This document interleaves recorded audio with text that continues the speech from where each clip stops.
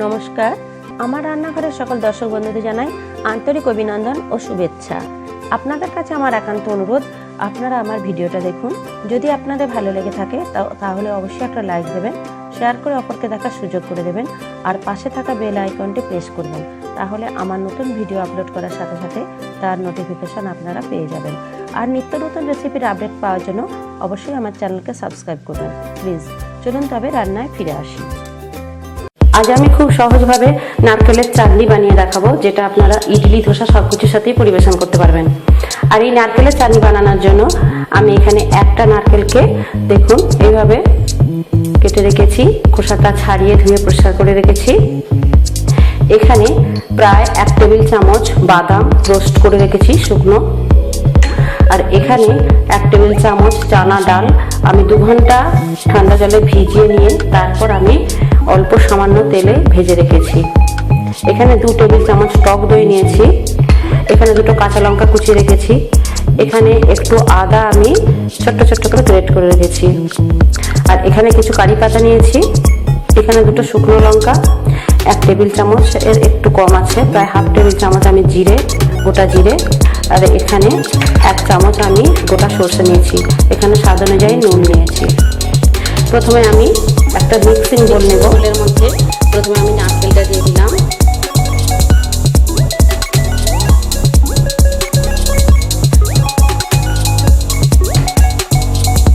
তারপর দিয়ে দিলাম রোস্ট করা চানা ডাল।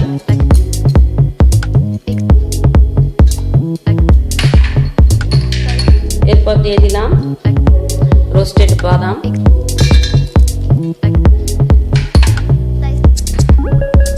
দিলাম কাঁচা লঙ্কা কুচি।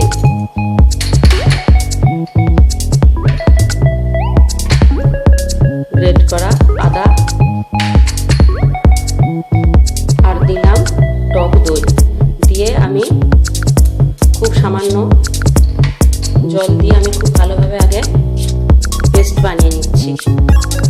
দেখুন পেস্টটা আমার বানানো হয়ে গেছে।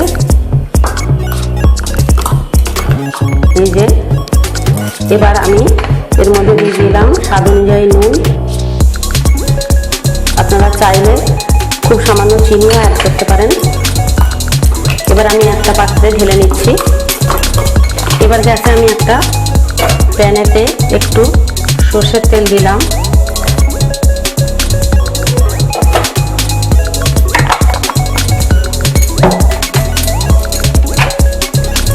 তেলের মধ্যে দিয়ে দিলাম গোটা জিরে, গোটা সরষে, আর দিলাম শুকনো লঙ্কা।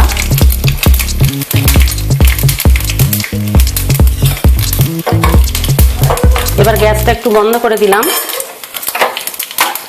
দিয়ে দিলাম কারি পাতা।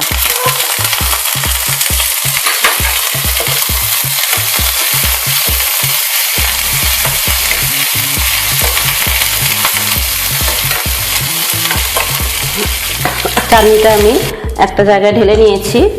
এবার এই ভাজা ফোড়নটা আমি আস্তে আস্তে মিশিয়ে দিলাম।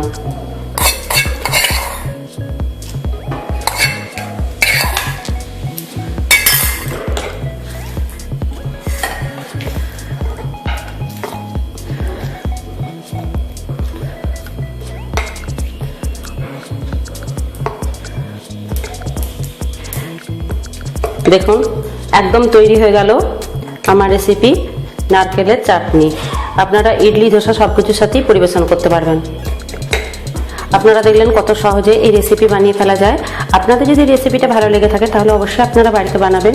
কেমন হলো লাইক বা কমেন্টের মাধ্যমে আমাকে জানাবেন, আর শেয়ার করে অপরকে দেখার সুযোগ করে দেবেন। আর এরকমই অন্যান্য রেসিপি পাওয়ার জন্য আমার চ্যানেলকে কিন্তু অবশ্যই সাবস্ক্রাইব করবেন প্লিজ। আমি আসছি পরে আরও অনেক এরকমই অন্যান্য রেসিপি নিয়ে।